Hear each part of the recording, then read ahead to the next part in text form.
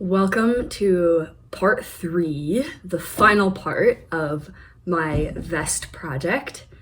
I am gonna get to work on seaming my vest. I've got all my pieces. Honestly, I haven't done, there's like a buckle part at the back of the vest in the center panel, and I haven't knit that part yet, which I think I'm just gonna knit it with this yarn, the yarn that I cyanotyped. Maybe I'll do that today too. We'll see. I care more about like getting it all seamed. I can always like do that part after. So yeah, I'm gonna seam my panels. They're all dry. And yeah, I'll probably do like a time lapse of seaming my panels together. And yeah, I'm super excited. And then I'll do a final blocking of it as well. And I'll do a little fashion show once it's all done. So stay tuned. I thought I'd just do a little bit of a voiceover for this time-lapsed part of me seaming the vest together. This took me like all day. I started around 11 a.m. and I finished around 7 p.m. I really hyper-focused on seaming my vest. I went all in that Sunday on getting everything seamed. It took a really long time. I used mattress stitch and I had to kind of change how many stitches per rows I seamed together. You can see I'm using seaming clips. That was to help make sure that everything lined up how it was supposed to, and I didn't get any too much puckering or anything like that. It took a really long time, and I'm glad that I just sat down and did it all day. I mean, I ate and did a few other things. You'll see right here, I actually am in the kitchen. I relocated because I was making applesauce. So you can enjoy this view of me seaming and then stirring my applesauce and coming back to seaming. But yeah, you can see the light is going away. It's getting later in the day. So yeah, when I check back in with you later, it'll be the next week because I did film that day, but the lighting was so bad and I re-recorded what I recorded at the end of the day that day so you can see it in better lighting. So yeah, thanks for listening to my voiceover during this seaming process, which is super sped up. Okay, so last weekend I spent Sunday all day seaming my vest and I'm thrilled. So yeah, you can see some of the details here. And then here's the front, which is pretty curly right now.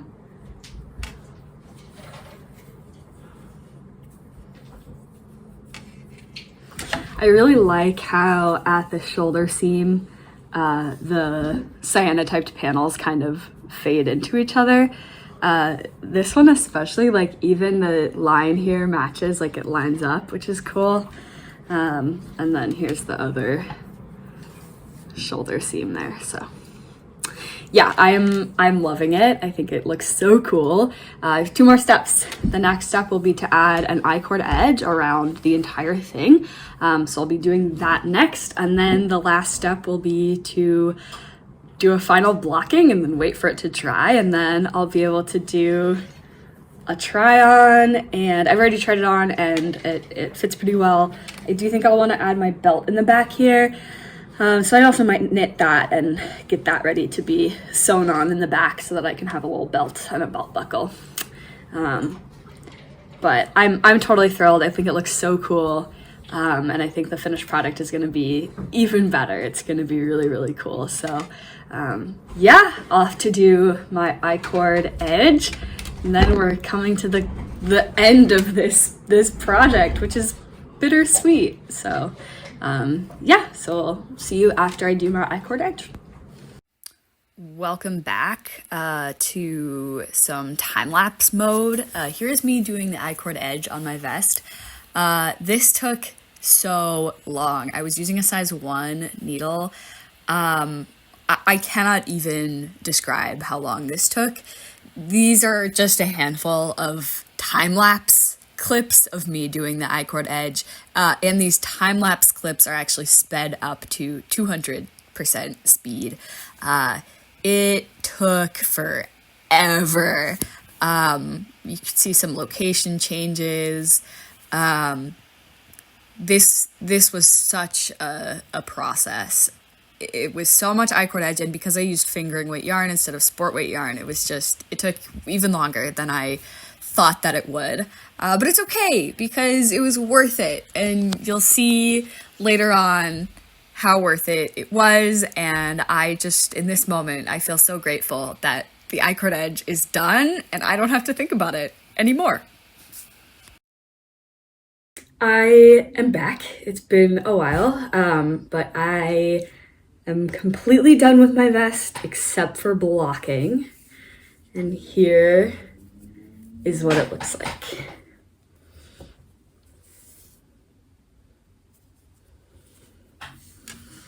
I have my belt on the back. I 3D printed my belt buckle so it's nice and light. And it all has I-cord edging. And now I'm ready to block it. I'm hoping I can get a little bit more length. The circumference is a little bit wide for me. So I'm hoping I can block with a little bit of length. See if I can block that to fit me well. But either way, even if it's not a perfect fit, I don't even care because it's so cool. So yeah, one more step to block it and then see how it looks. It's the Toby voiceover back for more. Here I'm blocking my vest, and I put in kind of what I felt like was a lot of Eucalyptus wool wash, and I decided that I did not want that much soap on my Cyanotype. I wanted to make sure that those colors stayed, so I poured a bunch out, and then I blocked it. And then I have a missing step right here, which is that I threw it in the washing machine for a quick spin cycle to get out any remaining moisture. And here you can see I'm pinning. All the way on the left side of the screen, you might see a little bit of green. That's my tape measure. I didn't use it. I probably should have, but I didn't. I tried to block for some length here, so you can see me kind of pulling on the length because this is a little bit wide for me, and I wanted it to have a little bit more length. So I definitely feel like I succeeded in doing that in my blocking. But yeah, and then here is a final image of what it looks like when it was blocking. It was waiting to dry. Guess what? It's completely done. I'm coming at you from outside so you can see all of the colors in their full glory. I finished blocking it the other day and it's fully dry. It's a little bit big on me. It's definitely roomy, but I don't really mind that actually. I could maybe like throw it in the dryer to get it to shrink, but I don't know if I'll do that. Here's what the back looks like. And I've got the buckle and the front. I almost feel kind of bittersweet about this project. It is, it's over, it's done, which is, exciting and thrilling. And now I can wear this, and I can wear it when I teach cyanotype workshops, or when I go to craft fairs, and that will feel, I think, really amazing. I feel really, really happy with the result. It's so awesome. It's so cool. I get so excited when I remember that I fully made this whole thing. So, but now I don't have another project that has the same kind of creative pull. I'm sure I'll come up with something else, but if anyone has any ideas for me or things that I should try, let me know. I guess that wraps up our journey of how I made my cyanotype vest. Thank you so much to Eminence for this pattern. I love the attention to detail in it, and it was awesome to make it yet again, and I probably will make another one in the future at some point. So thank you so much for that.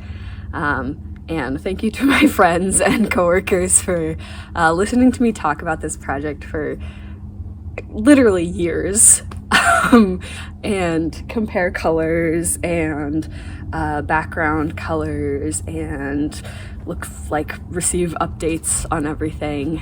I appreciate how supportive you all have been, and I am excited for whatever is next to come.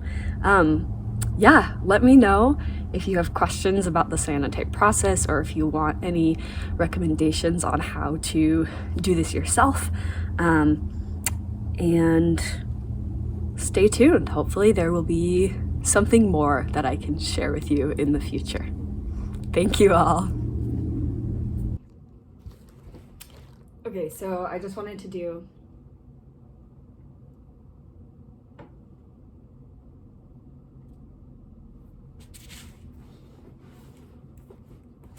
okay. So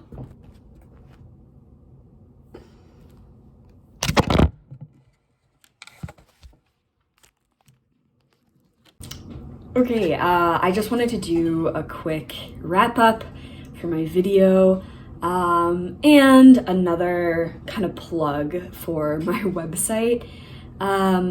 I was actually laid off from my main source of income a couple weeks ago, which is probably why my face looks the way that it does. And I would really love your support if you order something from my website. It really helps me out, or if you just follow me on Instagram as well, and kind of keep track of where I am. I should be showing up at some craft fairs, and I've got some new prints that I'm going to have for sale at upcoming craft fairs. Here's some examples.